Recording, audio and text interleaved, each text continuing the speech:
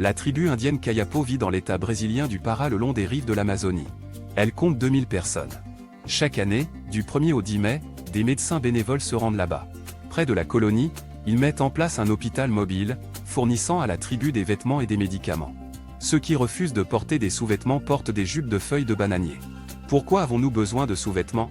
Nous vivons au milieu de la jungle, dans des endroits chauds et marécageux. Nos ancêtres marchaient nus, déclare le chef de la tribu Saosnek Manu, 38 ans. Notre Dieu est descendu des cieux sur une tornade furieuse et était enveloppé de la tête aux pieds dans un cocon dense. Mais dans la jungle, il l'a enlevé et a révélé son image au monde. La langue de la tribu est similaire au portugais. En 1952, la première expédition scientifique y a eu lieu.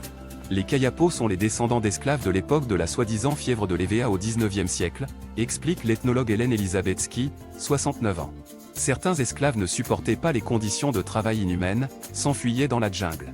Certains étaient déchirés par des prédateurs, d'autres se sauvaient, s'installaient près des étendues d'eau, et fondaient des familles. Ce sont leurs descendants. Lorsqu'on leur a apporté du dentifrice et du savon, ils ont commencé à les utiliser comme nourriture. À peine habitués. Il y a 50 ans, la tribu comptait plus de 4000 personnes. Après le contact avec les chercheurs, la moitié d'entre elles sont mortes en l'espace de 6 mois. Les Indiens n'ont pas d'immunité contre les rhumes et autres maladies courantes, explique Hélène. Maintenant, chaque année, des vaccins contre les infections virales sont administrés aux nouveau-nés. Il a fallu convaincre leur chef de donner son autorisation. Il a consulté les chamans pendant 2 jours. Ils ont décidé que les dieux leur permettaient de coopérer avec nous. Les hommes et les femmes se rasent la tête de la nuque au front. Les autres cheveux sont attachés en queue. Les crânes rasés sont teints en rouge, et des tatouages sont appliqués sur le visage. Ils pensent que cela renforce leur connexion avec les forces supérieures. Ils sont tous armés de couteaux, de lances et d'arcs. Les hommes ont 5 femmes. Celles-ci effectuent tout le travail ardu, chasse, pêche, collectent des herbes, cherchent de l'or dans les rivières, portent de l'eau et du bois au feu. Les hommes se considèrent comme des guerriers.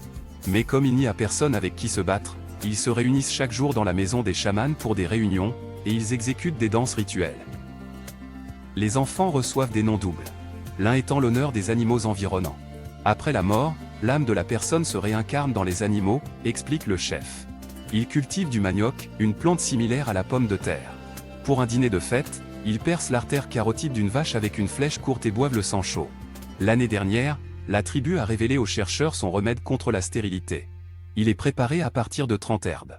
On dit qu'il renforce la puissance sexuelle des hommes et favorise la fonction reproductive des femmes. Il est actuellement étudié dans plusieurs centres médicaux du Brésil. Si les propriétés des herbes sont confirmées, un médicament contre la stérilité sera développé sur cette base. Il y a 4 ans, le réalisateur James Cameron a visité ces régions.